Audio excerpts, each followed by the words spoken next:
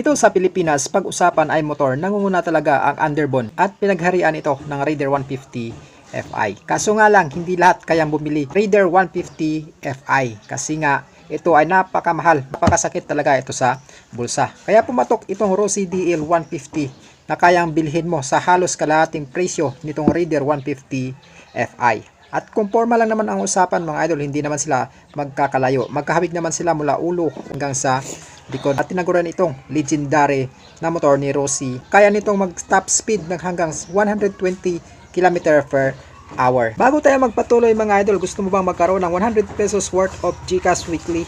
Padali lang mga idol, pumunta ka lang sa FB page ko at i-share ang video na to mga idol. At meron ka ng chance na mapili na isa sa mga maswerteng share ng video na to.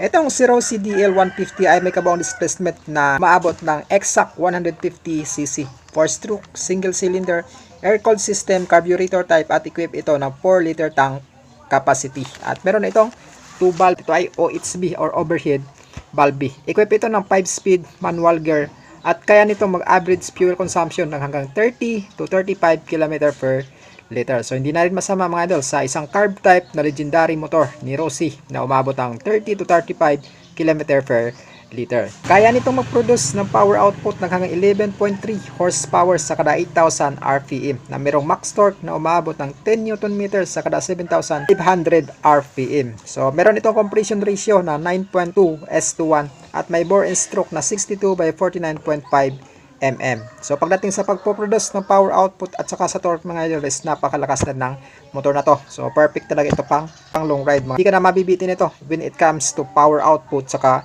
sa torque. Sa mga ilaw naman ito mga idol, sa headlight niya is naka bulb type pa lang. Tapos ang signal light nito is naka LED na. Pati yung sa likod mga idol, sa tail light niya is bulb type. Tapos ang signal light niya sa likod is naka LED pa rin. Equip ito ng disc brake sa braking system sa harap tsaka sa likod, so disc brake na siya mga. At hindi pa ito equipped ng ABS mga idol, pero ganun pa man kahit hindi ito ABS, paganda nito ng stopping power niya kasi both rear and front mga idol naka disc brake na siya.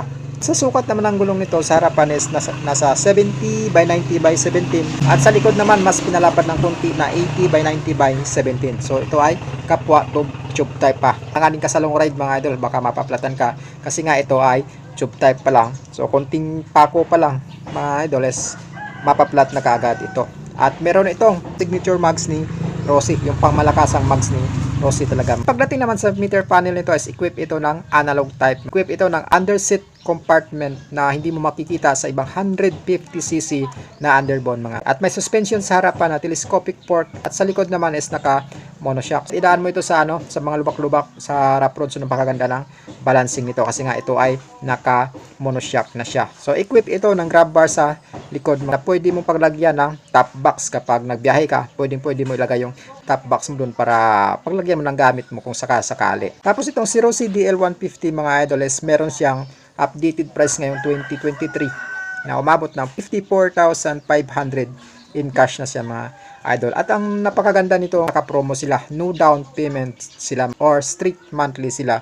At merong 2,420 na monthly installment good for 36 months. At syempre mga idol, mayroon itong rebates na umabot ng 300 pesos kapag updated ka magbayad. So kapag updated ka magbayad mga idol, magiging 2,120 na lang yung monthly installment niya. Kayo mga idol, anong masabi nyo sa motor na to? Itong legendary motor ni Rossi na DL150. Comment nyo na lang sa comment section. At syempre sa mga users nitong motor na to mga idol, paki-comment na rin ang feedback nyo sa comment section para mabasa natin. Bukod sa mapurma kasi itong motor na to, itong si Rossi DL150 ay may sapat na itong lakas na pwede mong gamitin sa pang long ride mga. Pwede mo ipangsabay sa Suzuki Raider 150 Fi. So hanggang dito lang yung video natin mga idol.